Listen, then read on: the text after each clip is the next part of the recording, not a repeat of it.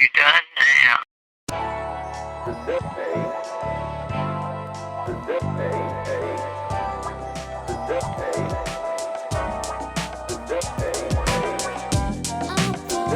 And he joins me right now to talk about Svengoolie's Halloween Bonanza that kicks off on MeTV starting October the 1st with the first ever Svengoolie primetime special. Really excited to talk to him. Rich Koz joins us this morning. Svengoolie, how you doing? I'm good, Brad. Nice to talk to you. Hey, it's nice to talk to you as well. I mean, we're in your season. This is where you thrive. This is where you shine. Are you ready for this Halloween season? Oh, yeah. My boss, Neil Saban, the guy who created MeTV, always says December is owned by Santa Claus, but October is owned by Svengoolie. So I've got to live up to that. Hey, man, I remember being, this must be, I don't know, I was probably early 20s, late teens. I was in a Mexican restaurant in Houston, Texas, and they were playing MeTV on the television in the waiting area. And it was the first time that I saw you. And when somebody sees Svengoolie, it's you remember it. You're a very distinct-looking character, to say the very least. And I said, man, who is this guy? What is he all about? And then I started watching you that Halloween season. This must have been 2011 or 12-ish. And and what I love, though, about what you do and what you present and what MeTV is able to do is I'm not a horror movie guy per se, when you think about the slasher films, but I do love the Halloween season, and y'all have been able to really cultivate something that's easy to watch for the whole family. And that's exactly what we're trying to do. MeTV is supposed to be, family entertainment, and we keep that in mind. We present some of those old Universal classics that, in a way, we're kind of showing for the first time for some of the younger folks who've never seen them. In a lot of the markets that we're in, those Universal movies haven't been broadcast over the air in over 15 or 20 years. So it's a chance for a lot of people to see them for the first time. And, and when there is something in our movies that might be something that might disturb people, I always make sure to put warnings in because, I think that's part of my responsibility. But, we try to get as much of a variety of movies as we can that will hopefully appeal to all the different ages that watch us.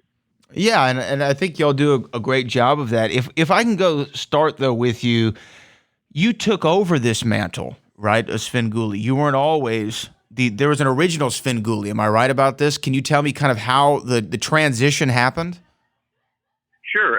In the early 70s, local radio and TV guy that I was a big fan of, Jerry G. Bishop, just happened to be the voiceover announcer on Friday nights on WFLD in Chicago. And he was just supposed to do the announcements, but he started playing around with them and became the character. And this went to him being actually, visible on camera. And I was just a fan. I sent him material. And he liked it, and he heard that I was a broadcast student and brought me in, and I worked with him. And he was the one that decided I should be the son of Svengoolie. So, first of all, that was a great honor to me, and the fact that he trusted that I'd be able to handle it. So for many years here, from I think 79 to, around 86, I was on in Chicago as son of Svengoolie. But then when I got my job with the folks from Weigel Broadcasting, who own MeTV, I was talking to Jerry, and I said, I'm thinking a lot of people don't remember Svengoolie, unfortunately, so I'm thinking of changing the name. And he said to me, look, you're all grown up, just be Svengoolie. So that was cool. Oh, man, that's awesome. Awesome origin story. Because, I understand kind of this Svengoolie character in a way, because I work down here in Houston. I work for a guy named Booker T, who's a professional wrestler, and we do. Yeah, I know Booker T. Oh, you know Book? Yeah, we've met before. Okay, yeah, he's a great guy, and we do radio out here together. And there's crossover, right, between Svengoolie and a wrestling character. You kind of have your gimmick, you know how to work your gimmick, you have your merchandise, things of that nature. And like any great pro wrestler, whether that be Hulk Hogan tearing his T-shirt, whether that be the Macho Man with his crazy outfits or Ric Flair with his woo and his sequin robes. Svengoolie has a distinct look, but it also, you have your gimmicks. You have the rubber chicken thing, right? I mean, everybody knows Svengoolie and the rubber chicken. What was the origin of that? Like, how did that come about? Well, that actually goes back to the original Svengoolie, Jerry. When he was on, he was like me. He did what today you might call dad jokes and groaners. And he felt that it should be like in the old days of vaudeville, when somebody was not going over well with a crowd or told a bad joke, when the audience would throw rotten tomatoes and things at him. Now, obviously on TV, you can't do that because of the cleanup. And he thought of another vaudeville type prop, the rubber chicken. And he suggested, how about when I tell a bad joke, they throw rubber chickens at me? And that's where it all started. And you just carried on the legacy there. Yes, exactly. Oh, that's awesome. Talk to me about this original primetime special, Svengoolie Uncrypted. This is the first time that you're doing a special like this?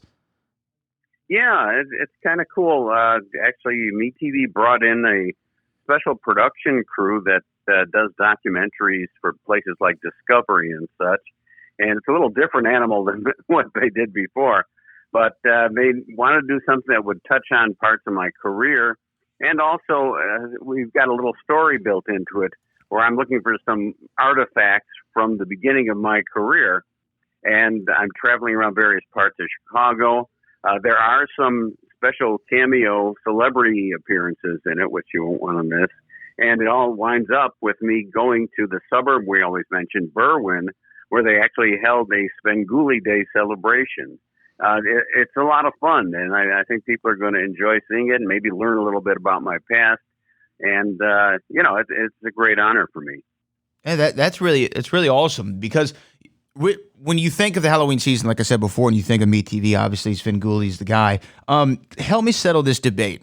My grandfather and my mother always had this debate when I was growing up of my grandfather was the Munsters, my mother was the Addams Family. Which one is in the correct camp?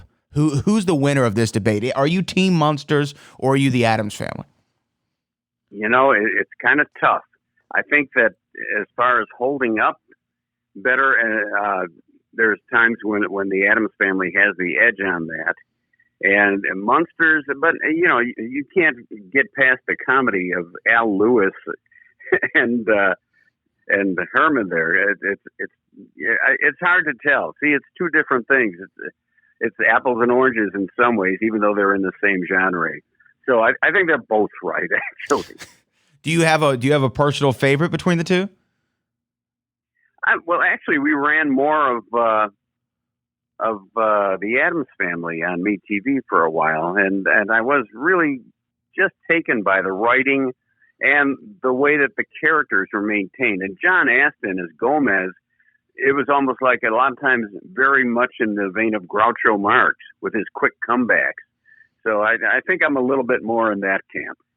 Yeah, I watched something about the making of that original Addams Family television series, and of course it was in black and white, which I think added to it. I don't think you could have done it in color, but when you see color stills of the set, it was like pink and purple and very vibrant. That doesn't come across on television, but I always thought that was funny. Now you're also not just doing, I guess, shows or movies that would be deemed as normal Halloween movies or shows like spooky and ghost related, but also some of the classics like Green Acres and the Brady Bunch and Gilligan's Island, some of those great Halloween episodes, right? Yeah, there's going to be every Sunday afternoon blocks of various shows. A lot of times it's the sitcoms, like you mentioned. We'll also have Kolchak the Night Stalker, Alfred Hitchcock Presents, Twilight Zone, and Addams Family. I should throw that in, I guess. There you go. That'll be every Sunday during October. And also in the regular schedule, you'll have some of the episodes of the various shows in their normal time slot that will have a spooky theme. We've got a real variety of them. My favorite movie of all time is Back to the Future, which actually takes place during the Halloween season. It's in October, although you can't really tell from the movie, but it is an October Halloween film in some regards due to the time period. But what a lot of people don't realize is Robert Zemeckis, the director of the movie, and Bob Gale, the co-writer, they got their first break on Kolchak the Night Stalker, which is such a fun show. I can't believe I think Kolchak only went for a season. Is that right? Yeah, that is. And I always was surprised by that, too, because I love it, and the concept is great, and Darren McGavin just pulls it off so well. But yeah, and I know they tried a remake of it a few years ago that didn't quite fly, and I think part of that was because you didn't have Darren McGavin as Kolchak. I think he was, a big part of the show, and he handled it so well. The show I think was phenomenal, and the episodes hold up. I mean, I've always liked the vampire episode, the one, I think it was called The Devil's Platform or something like that. I've watched a lot of these. Do you have a particular favorite of Kolchak? One of my favorite ones is the one where there's some sort of spirit that takes on the appearance of someone you know and that you trust, and it lures you towards them, and then it kills you. I don't recall the name of the episode, but it's fantastic, and I believe there's a guest appearance by Phil Silvers at the beginning of it, even. So there's some TV history there. Oh, look at that! Look at that.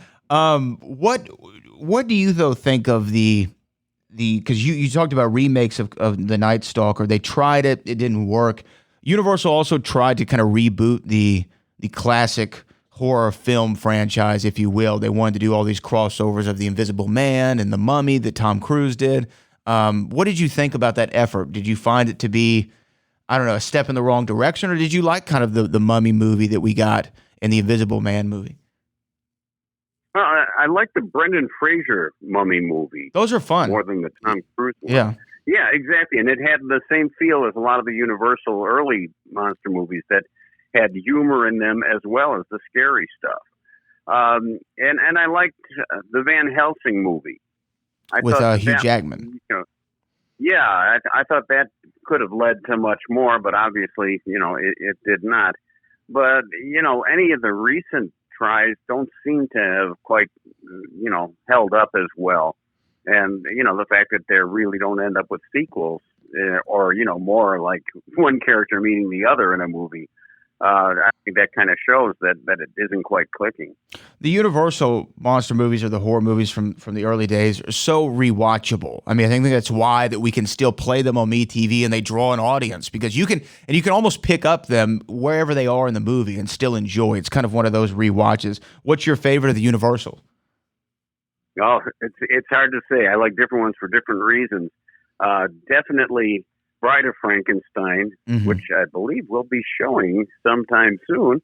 And another one is, this is from the 50s, The Creature from the Black Lagoon, because it seemed like such an original concept. And, it worked really well. So those are two. I always hate to name one favorite because I like different movies for different reasons. I think it must have been on MeTV. I can't imagine where else I would have seen it. The Vincent Price House on Haunted Hill. That was always one of my favorites growing. I know it's not like, what we were talking about with the Universal monster movies, but I love the House on Haunted Hill. And Vincent Price, kind of just an all-timer as far as the horror genre. People might know him from the voice on Michael Jackson's Thriller and things of that nature. What do you think about Vincent Price? Do you hold him in the same regard that I do? Because I put him high up on my list. Definitely so. And I think he more or less moved into the top horror spots that were occupied by Karloff and Lon Chaney Jr. when he moved into it in the late 50s and early 60s especially, and right through to the 70s. He was so terrific. And here again was a guy that could be absolutely menacing and frightening, and also had a way with comedy as well. Very versatile actor, and he's a big, important part of the horror genre. Another guy who's a big, important part of the horror genre, Alfred Hitchcock. I remember seeing The Birds when I was a kid, and I actually went, ironically enough, to Edgar Allan Poe Elementary School, home of the Ravens, go figure. And I saw when I was a kid, I saw The Birds, and it stuck with me, and I don't think I ever really got over it. I never looked at those feathered creatures the same since then. Why was Alfred Hitchcock so great, and why do we still love his movies? Well, I think he had a great sense of, suspense and building up to surprises that would scare you. He was an excellent director. He would throw things in that would completely throw people off, like the fact in Psycho that, the main star who's in the movie dies pretty early on. Mm-hmm. Nobody expected that. Again, he really had a way of, surprising you and, just building tension. And it was also great writing from his writers he had. Do you still find that horror films made today, like Jordan Peele is a big director now in the horror genre. Do you feel that they I don't know, do they connect with you the same way some of these ones did? A few do. Jordan Peele especially. I think he's doing a great job with this. Again, I'm more of an old school guy, mm-hmm. and I prefer, practical effects, and makeup to CGI stuff, even though a lot of that is well done and really works. But there seems to be fewer that really appeal to me these days. I guess, I'm old school.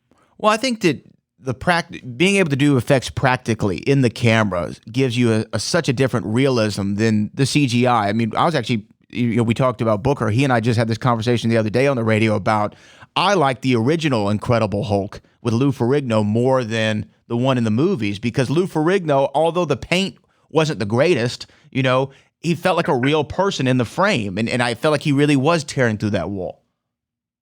Yeah, definitely so. It's the real physical presence that I think really sells it. Definitely. He did a great job.